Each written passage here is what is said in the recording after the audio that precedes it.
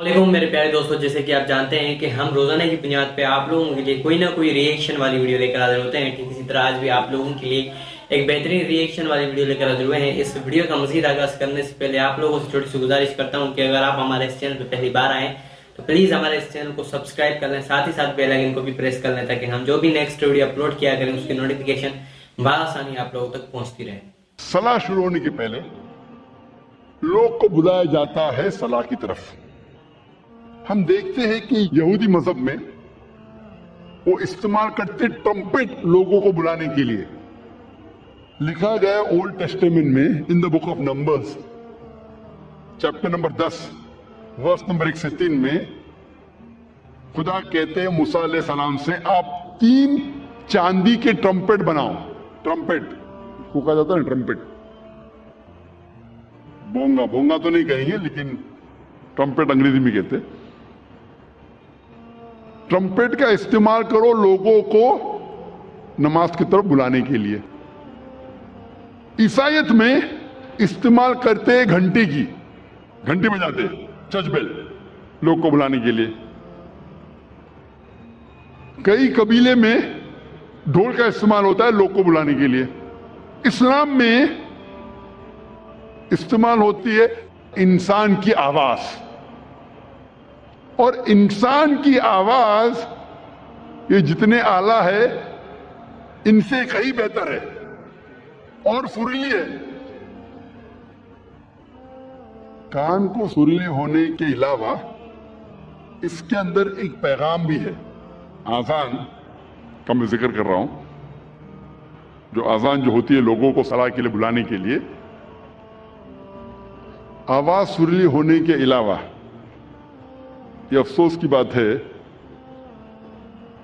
कि बंबई शहर में जो मस्जिदों में आजान होती है, अफसोस की बात है अक्सर ये आजान सुरीली नहीं होती, कान को तकलीफ ज्यादा देती है।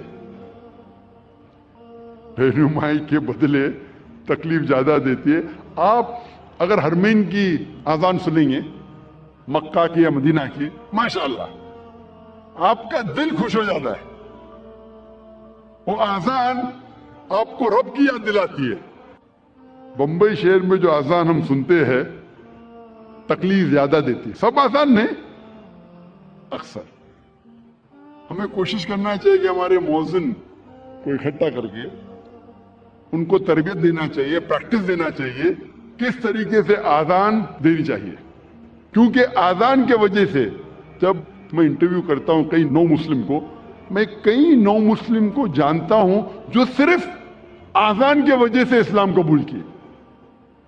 मैं पूछता हूं अक्सर नौ मुस्लिम से, आपको इस्लाम में सबसे ज्यादा पसंदीदा चीज क्या लगी?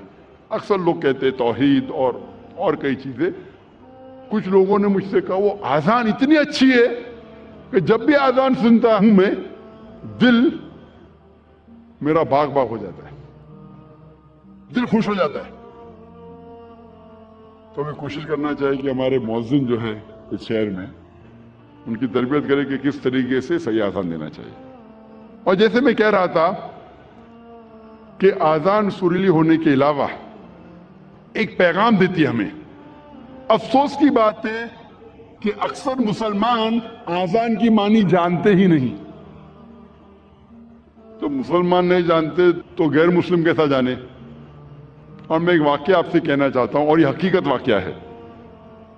तकरीबन 10-15 साल पहले जब मैं केरला में गया था तकरीर करने के लिए, और ये हकीकत है, मुझे मेहमान खुसूसी बनाया गया था और मेरे तकरीर के पहले एक गैर मुस्लिम पॉलिटिशियन को बुलाया था।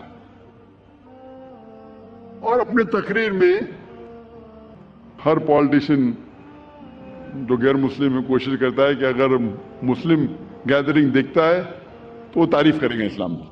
तो ये गैर मुस्लिम पॉलिटिशियन तारीफ करते करते कहने लगा कि हमारे इस देश में जो मुसलमान मोगल बादशाह अकबर इतने महान काम किए, इसीलिए मुसलमान रोज 5 बार अल्लाह अकबर करके अकबर बादशाह की तारीफ करते।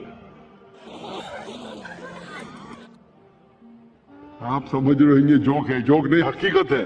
اور میں خود گواہ ہوں. میں اسٹیج پہ بیٹھا تھا. اچھا میرے تقریر کے پہلے اس نے کہا, تقریر میں نے اس کی غلط فہمی کو دور کیا کہ ہم مسلمان جب اللہ اکبر بولتے ہیں تو اکبر بادشاہ کی تعریف نہیں کرتے. اکبر بادشاہ تو موجود بھی نہیں تھا اس وقت. اللہ کے رسول کے ٹائم پہ اکبر بادشاہ کہاں تھے؟ جب اللہ اکبر کہتے ہیں اس کی یہ معنی ہے کہ اللہ سب سے بڑا ہے, اللہ از دا گریٹسٹ.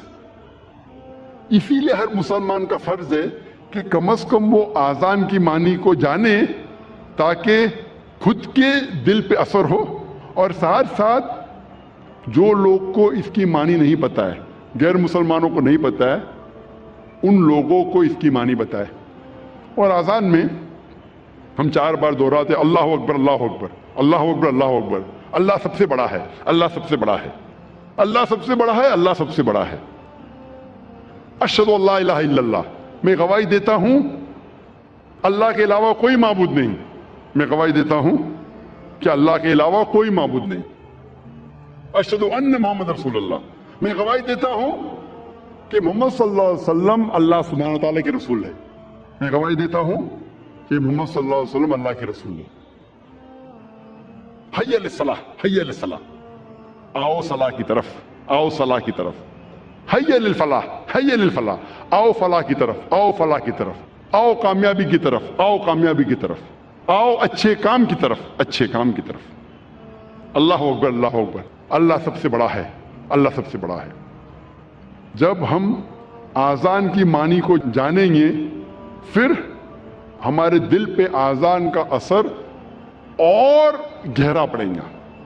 صرف عربی نہیں جاننے کے باوجود پڑھتا ہے الحمدللہ ثم الحمدللہ, لیکن اگر اس کی معنی جانے تو انشاءاللہ یہ اور گہرا اثر کرے گا آپ کے دل پر اور آپ کے دماغ پر. سلام Zakir Naik.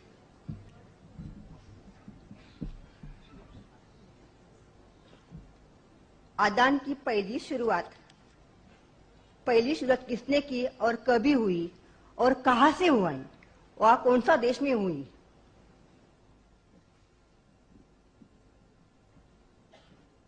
The sister has a question that the Adhan, how did it originate, in which land, and how did it take place? Sister, it took place in the land of Arabia, the city of Medina, and given in the hadith that we have, that when the mosque was constructed, the Prophet and the Sahaba, they were discussing how to call the people. Some people suggested the drum beat, some people suggested the conch, and various suggestions were given. And the hadith says that a person, he, in his vision, he heard the words of the Adhan, which I recited in my talk, by human voice, which came to the knowledge of the Prophet. And the Prophet agreed that whatever he heard, the words are very good. And there's no better way of calling the people to Salah this way and using the human voice. That's when the Prophet commanded that when you call people for Salah, use your human voice instead of the other things. آج کی ہماری reaction video, امید کرتا ہوں آپ کو یہ reaction video ضرور پسند آئی ہوگی. مزید ایسی ویڈیوز دیکھنے کے لیے ہمارے اس چینل کو سبسکرائب کر لیں, ساتھ ہی ساتھ بیل آئیکن کو بھی پریس کر لیں تاکہ ہم جو بھی نیکسٹ ویڈیو اپلوڈ کیا کریں اس کی نوٹیفیکیشن بآسانی آپ لوگوں تک پہنچتی رہے. تو میرے پیارے دوستوں, چلتے ہیں, ملیں گے اگلی نیکسٹ ویڈیو میں. تب تک کے لیے